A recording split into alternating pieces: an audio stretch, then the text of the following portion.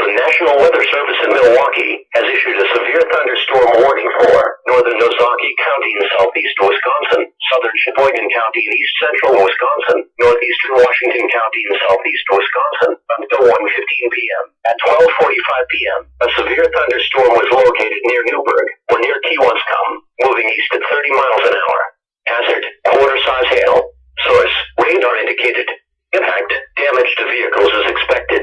Locations impacted include West Bend, Port Washington, Belgium, Fredonia, Cedar Grove, Random Lake, Newburgh, Waukesha, Fillmore, Silver Creek, and Boltonville. For your protection, move to an interior room on the lowest floor of a building.